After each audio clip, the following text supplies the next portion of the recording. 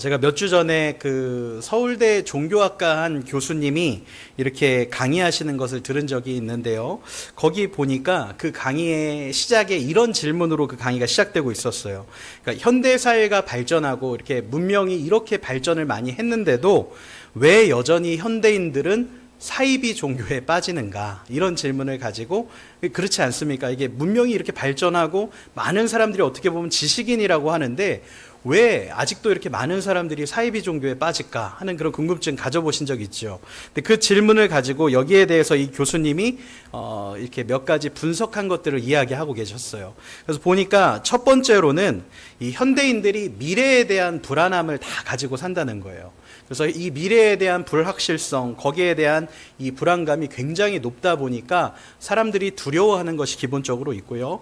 두 번째로는 이 현대 사회가 우리 개인들에게 요구하는 것들이 너무나도 많대요.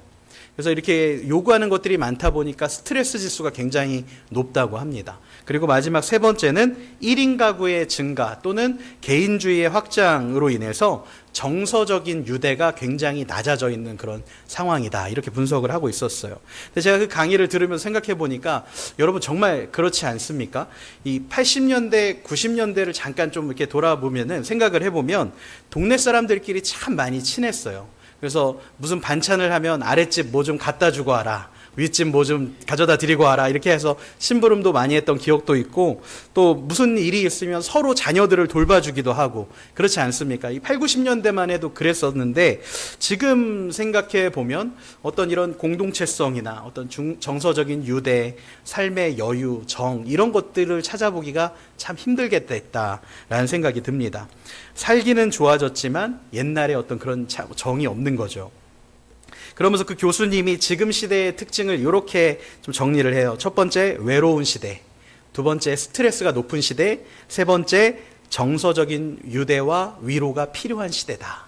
그래서 지금 그런 시대라는 거예요. 또 추가적으로 옛날에는 그냥 사람들이 다 먹고 살기 바쁜, 어떻게 보면 발전하는 그런 상황 속에서 먹고 살기 바쁜 시대였다면 지금 시대는 굉장히 여유롭지만 외롭고 또 수명이 길어지면서 어떤 삶의 의미를 찾고자 하는 그런 시대가 되었다는 거예요. 그런데 문제는 뭐냐면 이런 현대 사회의 특징, 이런 취약점들을 사이비 종교가 파고든다는 거예요. 그러다 보니까 사람들이, 이런 어려움을 겪는 사람들이 그 사이비 종교에 가게 되면 소속감을 얻게 돼요. 또 유대감을 느껴요. 또 거기서 정서적인 위로를 얻게 되면서 그게 아닌 걸 알면서도 빠져들게 되는 그런 일들이 생긴다라고 분석을 하고 있었어요. 근데 제가 그 강의를 듣다가 좀 이상하다라는 점이 하나가 생각이 났는데, 왜 그랬냐면 제가 최근에 2023년도 그 목회데이터 연구소에서 종교인 통계조사한 거를 한번 본 적이 있거든요. 근데 거기 보면은 여러분 종교를 믿는 사람들의 비율이 37% 정도밖에 되지 않아요. 그러니까 무종교인이 63%래요, 우리나라. 그러니까 우리나라 사람들은 대부분이 무종교인이에요. 교회나 절이나 천주교 성당을 다니지 않아요. 그런데 대부분이 그렇게 되고 37%만, 그 중에 한 17% 정도만 기독교다, 이렇게 좀 보시면 될 것 같은데, 제가 왜 이게 이상하다라고 생각을 했냐면요, 여러분 좀 전에 말씀드린 그 현대인들의 특징을 한번 생각을 해보세요. 그럼 분명히 종교인이 무종교인보다 좀 더 많아야 되지 않겠습니까? 그렇게 외롭고 정서적인 유대가 필요하고 어떤 불확실한 미래에 대한 두려움이 있는 사람들이 그렇게 많다면 이 사람들이 하나님께 나와서 하나님을 의지하고 해야 될 것 같은데, 실제로는 보니까 무종교인이 63%라는 거예요. 훨씬 더 많다라는 거죠. 근데 제가 그 조금 전에 설명드린 그 교수님, 서울대 종교학과 그 교수님이 강의를 하러 이렇게 다니다 보면은 자주 물어보신대요. 이렇게 듣고 있는 사람들한테 혹시 종교에 있는 분 손 한번 들어보세요. 그러면 실제로 한 30%에서 40%만 손을 든다고 합니다. 그러니까 나머지는 다 무종교인이죠. 그런데 이 교수님이 거기서 정말로 현세만 믿고 이 진짜 어떤 죽음 이후의 삶을 믿지 않고 있는 그런 어떤 유물론자들, 그 사람들을 한번 파악을 해보니까 실제로는 10명 중에 1명 정도만 진짜 유물론자, 그러니까 무신론이죠. 어떻게 보면 하나님 없고 그냥 죽음 이후 끝이다 라고 믿는 사람들은 10명 중에 1명밖에 되지 않았다는 거예요. 그러니까 나머지는 다 죽음 이후에, 그러니까 90%, 10명 중에 9명은 죽음 이후에 삶이 있을 거다, 내세를 믿는 사람들이었다는 거예요. 그러니까 이 죽음 이후의 내세를 믿으면서 종교만 없을 뿐이지 다 거기에 대해서는 인정을 하는 거예요. 신에 대해서도 인정을 하고. 그런데 제가 이런 통계들을 이렇게 보다 보니까 이게 교회적으로 의미하는 게 뭘까 한번 좀 생각이 들었어요. 여러분, 어떤 의미가 될까요? 이 현대인들에게 이런 현상들, 그러니까 분명 하나님을 필요로 하는 것 같은데 교회에는 가지 않고 무종교인으로 남아있는 이런 현상들. 제가 이걸 이제 교회적으로 생각을 해보니까 지금 시대 사람들이요, 하나님의 사랑이 필요하고 위로와 격려가 필요한 사람들이에요.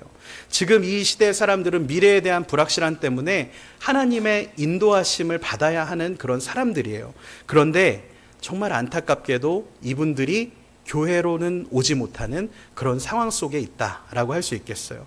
제가 그 강의를 들으면서 생각났던 말씀이 로마서 8장 19절과 20절 말씀이었어요. 거기 보면 이런 말씀이 나옵니다. 피조물이 고대하는 바는 하나님의 아들들이 나타나는 것이니 피조물이 허무한데 굴복하는 것은 자기 뜻이 아니요 오직 굴복하게 하시는 이로 말미암음이라. 이런 말씀이 있어요. 이 피조물들은 하나님의 사람들, 그러니까 하나님의 자녀들이 나타나는 것을 고대하고 기다리고 있다. 이렇게 말씀합니다. 그러니까 지금 우리 시대는 여러분 겉으로는 풍요롭고 문제가 없는 그런 시대 같아 보이지만, 살기 좋은 시대 같아 보이지만 이 안으로 들어가 보면 어떻습니까? 정말 골물대로 골마 있고 상처투성이고 외롭고 정말 아픈 공허한 그런 시대 아닙니까? 근데 정말 더 큰 심각한 문제가 뭐냐면요, 그래서 그렇기 때문에 지금 시대 사람들에게는 하나님의 사랑이 필요하고 교회가 필요한데, 다시 말해서 우리 교회가 그들에게 답이 되어주고 소망을 제시해야 되는데 그렇지 못하고 있다는 점이에요. 교회가 그 답을 제시하지 못해요. 그들에게 위로가 되어주지 못하고 하나님을 보여주지 못하고 있는 현실이라는 점입니다. 그리고 그것을 말해주는 지표가 바로 무종교인 63%. 이게 지금 우리의 현실이에요. 제가 지난주에 나눴던 그 성경 본문 중에 고린도후서 6장 9절과 10절 말씀 아마 기억하실 거예요. 이렇게 나눴어요. 무명한 자 같으나 유명한 자요, 죽은 자 같으나 살아있고 징계받은 자 같으나 죽임당하지 않고, 근심하는 자 같으나 항상 기뻐하고, 가난한 자 같으나 부요하고, 아무것도 없는 자 같으나 우리는 모든 것 가진 자로다. 이 말씀 기억나시죠? 근데 정말 저는 우리 그리스도인 모두가 이러한 삶을 살아가야 하는 줄 믿습니다. 근데 정말 안타까운 것은 지금 한국교회, 우리 그리스도인의 삶을 냉정하게 돌아보면 이 말씀을 딱 거꾸로 해놓은 것 같다라는 생각이 들었어요. 여러분 정말 그렇지 않습니까? 유명한 자라고 하는데 무명한 자같이 살고, 살아있는 자라고 했지만 죽은 자처럼 살아가고 있고, 기뻐하는 자라고 했는데 근심 속에 살아가고, 모든 것 가진 자라고 했는데 정말 아무것도 없는 자처럼 그렇게 자신 없이 살아가고. 여러분 이게 지금 우리의 모습 아닙니까? 교회에 다니고 있고 신앙이 있음에도 불구하고 세상 사람들이 걱정하는 걸 똑같이 걱정하며 살아가요. 근심 속에 살아가요. 똑같이 미래를 불안해하며 두려움 속에 붙잡혀서 그렇게 살아가고 있다는 거예요.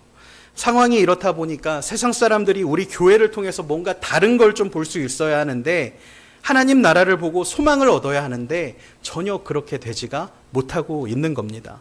또 어떤 이들은 이미 교회에 가봤지만 별거 다를 거 없더라 하면서 더 이상 이제 거기 교회에는 가려고 하지도 않는 그런 시대가 온 거죠. 그래서 많은 사람들이 이제 더 이상 이런 종교를 통해서는 내가 힘을 얻을 수 없구나 라고 생각하는 시대가 온 겁니다. 사랑하는 여러분, 우리 동부강성 생명샘교회 우리 성도님들은 반드시 생명을 가진 자로서, 모든 것을 가진 자로서 이 시대를 담대히 살아갈 수 있는 그리스도인 되시기를 축복합니다. 또 우리 화도 지역에 복음을 전함으로 이 외롭고 공허하고 상처 많은 지금 시대의 사람들을 살려내고 위로하고 치유할 수 있는 그런 우리 교회 되기를 축복합니다. 우리 교회는 반드시 그런 살아있는 교회가 돼야 합니다. 제가 이렇게 여기다 이렇게 쭉 써서 붙여놨어요. 주님께서 우리 교회에 주신 목적이 있어요. 뭐냐면 우리가 살아있는 거예요. 이 교회가 살아있어서 누구든지 이 교회에 오면 살아나는 거예요. 그리고 그렇게 살아난 사람들이 이 지역사회로 나아가서 하나님 나라를 경험하게 하고, 정말 그렇게 이 지역사회를 살려내는, 우리 가정과 일터와 우리의 이웃들을 살려내는 그런 교회가 돼야 하는 줄 믿습니다.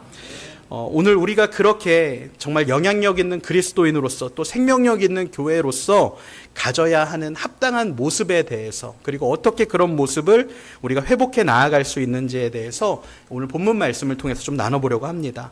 한 가지씩 좀 나눠보려고 하는데, 먼저는 여러분, 우리 9절 말씀에 보시면 저와 여러분이, 우리 그리스도인들이 어떤 존재인지에 대해서 이렇게 말씀을 하고 있어요. 우리 같이 9절 말씀을 한번 읽어보도록 하겠습니다. 시작.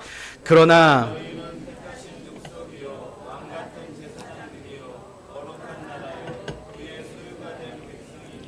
이는 너희를 어두운 데서 불러내어 그의 기이한 빛에 들어가게 하신 이의 아름다운 덕을 선포하게 하려 하심이라. 아멘. 아멘. 여러분, 이 말씀은 어떤 의미입니까? 우리가 이전에는 하나님을 떠나서 주님과 상관없이 살아가던 사람들이었는데 하나님께서 그런 저와 여러분을 선택하셨어요. 그래서 거룩한 하나님의 백성이 되게 하시고 왕 같은 제사장으로 삼으셨다라는 말씀입니다. 한마디로 하나님께서 저와 여러분을 거룩한 그리스도인으로 부르셨다는 말씀이에요. 그런데 여러분, 여기서 이 거룩함이라는 말이 무슨 의미가 있는 말일까요? 이 거룩함. 우리가 거룩에 대해서 생각할 때 종종 실수를 하는 경우가 있어요. 뭐냐면 거룩을 어떤 윤리적인 도덕적인 기준에서의 거룩으로 생각을 하는 거예요. 물론 교회 다니지 않는 분들에게는 그게 거룩함의 기준이 맞을 수도 있어요. 하지만 교회에서는 거룩함의 기준이 도덕적이거나 윤리적인 것으로 그렇게 의미하는 것이 아닙니다. 이 거룩이란, 많은 사람들이 그렇게 생각을 하죠. 거룩함이란 말씀 보고 기도하고 주일에 예배드리러 오고 착한 일하고 선한 일하고 그런 게 거룩함이다, 이렇게 오해를 하는데, 물론 여러분, 거룩한 삶에는 그런 것들이 이렇게 자연스럽게 따라옵니다. 그런 일들이 자연스럽게 같이 일어나요. 하지만 그런 행동이 저와 여러분을 거룩하게 하거나 그런 행동이 저와 여러분의 거룩함을 증명하는 건 아니에요. 다시 한번 말씀드릴게요. 그렇게 선한 일, 착한 일, 말씀 보고 기도하고 예배드리고 하는 종교적인 행위, 어떤 그런 것들이 거룩한 사람에게 따라오는 것이긴 하지만 그 행동 자체가 우리의 거룩함을 증명하진 않습니다. 제가 몇 주 전에요, 우리 안수 집사님 한 분이 저에게 감사하게 이 LG 트윈스 야구 경기 이 티켓을 주셨어요. 이 아들 가서 보여주라고 이렇게 주셨는데, 그래서 제가 저희 큰애한테 그걸 이제 한 달 전부터 거의 얘기하면서 둘이서 이제 야구 보러 갈 날을 이렇게 기다리고 있었죠. 근데 그 날짜가 언제였냐면 지난주 목요일이었어요. 근데 저희 큰애가 얼마나 기대를 하는지 거의 매일 언제나 저에게 7월 18일이거든요. 제가 왜 날짜를 기억하고 있냐면 맨날 물어봐요. 아빠, 7월 18일이 언제지? 7월 18일이 되면 우리가 거기 잠실에 가는 건가? 막 계속 체크를 하는 거예요. 그러면서 그날을 기다렸는데 여러분, 7월 18일에는 비가 왔습니다. 그래서 비가 엄청나게 많이 내리는 거예요. 막 아침부터 막. 그래서 다 걱정했죠. 보러 가야 되는데 어떡하나 막. 근데 이제 집에서 나가야 하나 말아야 하나 이렇게 좀 고민하면서 준비를 하고 있는데 한 4시쯤이 됐는데도 비가 계속 오는 거예요. 근데 4시까지 비가 오면 우천 취소된대요. 그래서 계속 그렇게 고민을 하면서 보고 있는데, 제가 이렇게 준비를 하다가 거실에 나가보니까 저희 큰애가 시키지도 않았는데 그 소파에서 내려와 앉아서 두 무릎을 꿇고 두 손을 모으고 기도를 하고 있는 걸 봤어요.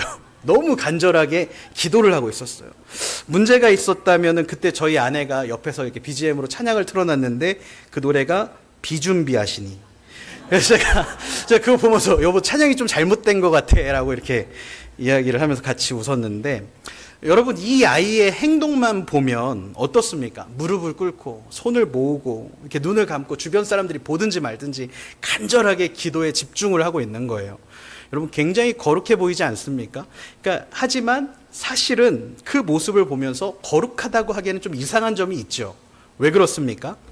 이 아이의 중심에 하나님이 있다기보다는 LG 트윈스가 있거든요. 그래서 이걸 보면서 거룩하다고 하기에는 조금 애매한 거예요. 근데 여러분, 우리 눈에는요, 사람들의 눈에는 어떤 도덕적인 종교적인 행위나 수준이 거룩함으로 보일 때가 있어요. 그런 게 거룩함이구나 이렇게 생각이 들 수도 있어요. 하지만 본질적으로 들어가서 생각을 해보면 거룩함이란 그런 것들에 통해서 어떻게 이루어지는 그런 것이 아니라는 겁니다. 여러분, 성경에서 말하는 거룩함은요, 죄의 개념하고 같이 한번 좀 연결지어서 생각해 보면 이해하기가 쉬워요. 근데 이 성경에서 말하는 죄의 개념이 뭡니까? 죄의 개념 역시도 윤리적인 도덕적인 그런 죄의 기준이 아니에요. 성경에서 말하는 우리 그리스도인들에게 있어서 죄라는 것의 기준은 하나님을 거부하고 하나님의 뜻에서 벗어나 있는 것을 죄라고 합니다. 그래서 하나님과 멀어져 있는 상태, 하나님을 거부하고 있는 상태를 죄라고 하는 거예요. 그리고 여기서 이 죄에 반대되는 개념이 바로 거룩함이에요. 그러니까 거룩함은 어떤 의미가 되겠습니까? 성경에서 말하는 거룩함이란 죄가 하나님과 멀어져 있는 상태를 의미했으니까 반대로 거룩함은 하나님과 가까워져 있는 상황. 그러니까 하나님과 친밀한 상황이 바로 거룩한 상황이라고 할 수 있는 것이죠. 그래서 우리의 거룩함은 곧 하나님과의 친밀함을 통해서 얻게 되는 것, 이루게 되는 것이라고 할 수 있는 거예요. 여러분 다시 오늘 본문 9절 말씀으로 돌아가서 한번 생각을 해볼게요. 여기 보면 우리에 대해서 저와 여러분에 대해서 우리를 어떤 존재라고 이야기합니까? 네 가지 말씀하시죠. 택하신 족속, 왕같은 제사장, 거룩한 나라, 하나님의 소유가 된 백성, 이렇게 이야기를 하는데 여러분 이 네 가지 신분의 공통점이 있어요. 한번 생각해 보세요. 택하신 족속이다, 왕같은 제사장이다. 이게 뭔가 이렇게 제사장 하면 하나님과 되게 가까워 보이지 않아요? 거룩한 나라다. 그리고 하나님의 소유된 백성이다. 여러분 이 네 가지의 특징이 뭐예요? 하나님과 굉장히 가깝고 하나님과 친밀한 존재라는 점이에요. 저와 여러분은 이렇게 부름을 받았다는 거예요. 하나님께서 오직 은혜로 저와 여러분을 하나님의 자녀 삼으시고 하나님을 가까이 할 수 있는 거룩한 존재, 그리스도인, 친밀한 존재로 부르셨다라는 말씀입니다. 그리고 이것이야말로 지금 시대 우리 그리스도인들, 우리 교회가 항상 간직하고 절대로 잃어버려서는 안 되는 우리의 정체성인 줄 믿습니다. 사랑하는 여러분, 저와 여러분, 우리 교회가 하나님과 정말 친밀한 교회 되기를 원합니다. 친밀한 그리스도인 될 수 있기를 축복합니다. 이렇게 주님과 친밀함을 쌓아가는 것이 우리 그리스도인의 거룩함을 이루는 방법입니다. 지금 세상에 많은 사람들이 탈종교화 시대를 살아가고 있다 그래요. 탈종교화 시대. 그런데 이렇게 종교가 필요 없는 것 같아 보이는 그들 속으로 들어가 보면 어떻습니까? 공허하고 아프고 상처가 가득하고 외롭고 불안과 염려, 두려움에 이렇게 사로잡혀 살아가고 있지 않습니까? 그들이 더 이상 이 교회에 기대하는 것이 없는 것 같아 보이지만 여러분 성경 말씀은 오늘 우리에게 뭐라고 말씀합니까? 그들은 그 모든 사람들이 사실은 하나님의 자녀가 나타나는 것을 기다리고 있다. 여러분 그게 바로 이 로마서에서 말씀하시는 거예요. 모든 피조물이 고대하는 바 하나님의 아들들이 나타나는 것이니 여러분 이 시대의 모든 사람들이 우리 하나님의 자녀됨, 우리 교회, 우리 하나님의 자녀들이 나타나는 것을 기다리고 기대하고 있는 줄 믿습니다. 이런 시대 속에서 저와 여러분, 우리 교회가 이 하나님과의 친밀함, 이 거룩함을 이루며 나아간다면 우리 화도 지역이, 우리 가정, 우리 이웃들이 우리를 통해서 하나님을 보게 되고 하나님께로 돌아오게 될 수 있는 줄 믿습니다. 여러분 그런가 하면요, 오늘 말씀에는 우리가 이렇게 하나님과 어떤 친밀함, 거룩함을 이루는 방법이 두 가지가 나오고 있어요. 오늘 그걸 좀 나눠보려고 하는데, 먼저 첫 번째로는 여러분 우리는 하나님과 친밀함을 이루기 위해, 거룩함을 이루기 위해 하나님의 말씀으로 충만해져야 합니다. 하나님의 말씀으로 충만해져야 한다. 오늘 본문 2절 말씀을 제가 쉬운 성경으로 한번 좀 읽어드릴게요. 2절, 갓난아기가 젖을 찾듯이 순결한 말씀을 사모하십시오. 순결한 말씀을 사모하십시오. 그러면 여러분의 믿음이 자라나고 구원을 받게 될 겁니다. 아멘. 여기 보면은 갓난아기가 젖을 찾듯이 하나님의 말씀을, 순결한 말씀을 사모하라 이렇게 말씀하세요. 그러면 여러분의 믿음이 자라고 구원을 받게 될 것이다. 또 이것과 비슷한 말씀이 하나 있는데 로마서 10장 17절에 보면 여러분들도 많이 들어본 말씀이에요. 뭐냐면 그러므로 믿음은 들음에서 나고 들음은 그리스도의 말씀으로 말미암았느니라. 아멘. 그러니까 여기 지금 두 구절에서 똑같이 말씀하시는 게 뭡니까? 바로 하나님의 말씀이 저와 여러분의 믿음을 자라게 한다는 거예요. 하나님의 말씀이 자라게 한다. 마치 갓난아기가 엄마의 젖을 먹으며 성장해 가는 것처럼 우리들도 하나님의 말씀을 먹을 때 믿음이 성장하고 하나님을 알아가게 된다는 말씀을 하고 있는 거예요. 제가 지금 이제 아들만 셋 있다고 말씀드린 적이 있죠. 그래서 아들만 셋을 키우고 있는데 첫째는 10살이고 셋째는 1살이에요. 되게 극단적이죠. 10살과 1살. 그런데 여러분, 이 두 아이 중에 누가 저에 대해서 많이 알고 있을까요? 당연히 첫째가 많이 알고 있어요. 첫째는 제 성격도 알고 있어요. 이제 어느 정도 저를 알아요. 근데 셋째는 저에 대해서 별로 아는 게 없어요. 제가 생각할 때 저희 셋째는 아마도 저에 대해서 그냥 가끔씩 이상한 표정 지으면서 이상한 소리 내면서 나를 웃겨주는 아저씨, 뭐 이 정도로 저를 좀 인식하고 있지 않을까 하는 생각을 해요. 뭐 6개월밖에 안 됐으니까 계속 그런 식으로 소통을 하는 거죠. 이상한 소리 내면서 그렇게 소통을 하고 있어요. 마찬가지로 저 역시도 저희 셋째에 대해서 잘 모르겠어요. 얘가 진짜 누구 닮았는지 정말 모르겠는데 사람들은 저를 닮았대요. 저희 둘째도 그랬거든요. 제가 정말 누구 닮았는지 모르겠는데 다 저 닮았다고 했다가 얘가 살이 빠지고 이뻐지니까 엄마 닮았다고 사람들이. 그래서 나중에 제가 저도 살 빠지면 저희 아내 닮을 수 있다고 이렇게 이야기를 했던 기억이 있는데, 아무튼 저는 이 아이를 보면서 얘가 누구 닮을지 모르겠어요. 그리고 얘의 성격도 잘 모르겠어요. 그런데 추측만 하는 거죠. 왜냐하면 이 아이에 대해서 제가 뭔가를 알기에는 이 아이가 너무나도 어려요. 그냥 젖먹이 상태의 아기예요. 그러니까 이 아이에 대해서 제가 모르겠어요. 하지만 첫째는 달라요. 10년 동안 같이 살면서 아마 저희 첫째는 저에 대해서 그렇게 인식하지 않을까요? 아빠 또는 뭐 보호자, 돈 주는 사람, 도움 주는 사람, 선물 사주는 사람, 뭐 이 정도로 좀 친구 같은 사람, 뭐 이렇게 좀 인식하지 않을까 하는 생각을 좀 해봤어요. 저 역시 다는 아니지만 저희 첫째에 대해서 꽤 많이 알고 있어요. 이 함께한 시간들이 있기 때문에, 그리고 이 아이가 저에게 보여준 게 있기 때문에 제가 이 아이를 잘 압니다. 그렇기 때문에 우리는 친밀한 관계를 이루어가면서 살고 있죠. 같은 의미에서요, 여러분, 우리가 하나님과 함께하는 시간이 길어지면 길어질수록 우리는 하나님을 알아가게 되고 하나님과 친밀해질 수 있는 겁니다. 근데 여기서 중요한 것은 우리가 그 시간 속에서 계속 젖먹이 아이 상태로 머물러 있다고 생각을 해보십시오. 우리가 성장하지 않고 젖먹이 아이로 계속해서 있다라고 한다면 여러분, 어떻게 되겠습니까? 젖먹이 아이는 인식할 수 있는 것에 한계가 있어요. 아무리 좋은 아버지여도, 아무리 좋은 부모님이어도 젖먹이 아기에게 부모님은 배고플 때 밥 주는 사람, 내가 불편할 때 나를 도와주는 사람, 그 이상도 이하도 될 수 없는 거예요. 오직 성장하는 아이들만이 부모님의 진짜 모습을 알고 장성한 사람이 되어서는 부모의 마음까지도 이해하는 그런 사람이 되지 않겠습니까? 여러분, 그렇기 때문에 우리가 성장해 가는 것이 필요하다는 거예요. 우리가 그리스도인으로서 거룩함을 이루기 위해서는 아이가 젖을 먹으며 성장하듯이 계속해서 하나님의 말씀을 먹으며 성장해 가야 하는 줄 믿습니다. 사랑하는 여러분, 하나님의 말씀을 읽으시고 묵상하시고 암송하시기를 축복합니다. 제가 좀 아예 적용점을 적어왔어요. 뭐냐면 이 남은 7월과 8월 이 한 달 반 동안에는 여러분 하루에 성경을 한 장씩 한번 읽어보시기 바랍니다. 제가 왜 이렇게 말씀을 드리냐면 7, 8월 달에 신앙이 굉장히 다운이 돼요. 날씨도 덥고 몸도 힘들고 교회에서 뭐 별로 이렇게 하는 게 없으니까 굉장히 신앙이 다운되고 이렇게 휴가 기간이다 보니까 마음이 굉장히 많이 뜨게 되는데 여러분, 이때 우리를 붙잡아 주는 건 하나님의 말씀이에요. 성경을 한 장씩 한번 읽어보시기를 바라고요.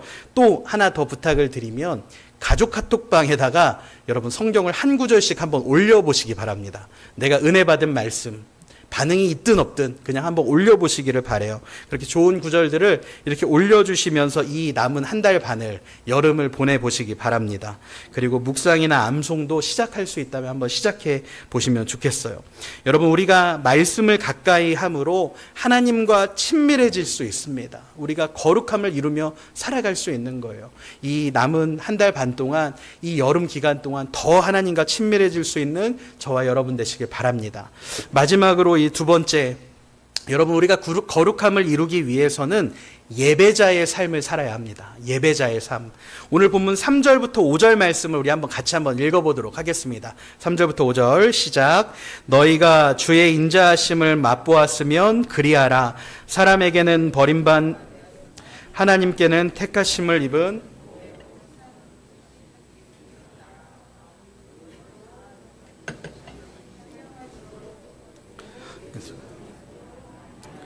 하나님이 기쁘게 받으실 신령한 제사를 드릴 거룩한 제사장이 될지니라. 아멘, 아멘. 쉬운 성경을 참고해서 보면 이 말씀이 어떤 의미냐면, 저와 여러분 모두가 이 성전을 짓는 데 사용되는 돌들처럼 그렇게 교회를 세우는 자들이 되라는 거예요. 그리고 영적인 예배를 드리는 거룩한 제사장들, 그러니까 거룩한 예배자들이 다 되라는 그 말씀을 하고 있는 겁니다.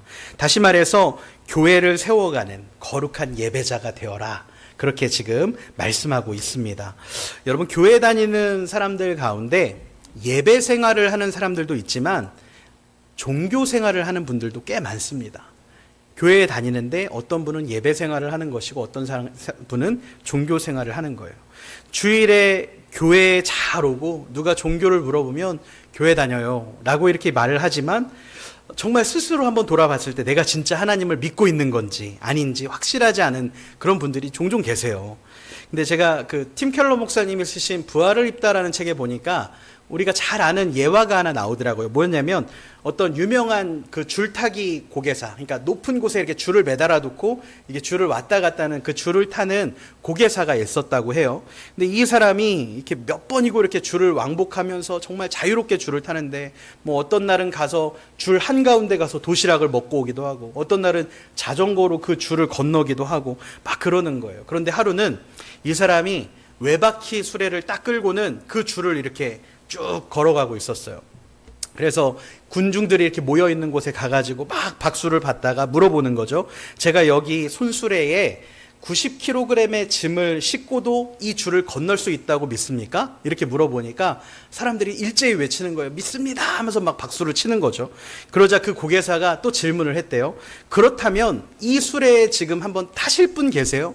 이 수레에 한번 타실 분 계세요? 이렇게 물어보는 거죠. 이 지원자를 찾아보는 거죠.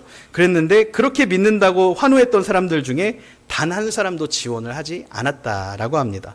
그 책에서 팀 켈러 목사님이 이렇게 좀 적고 있어요. 제가 한번 읽어드릴게요.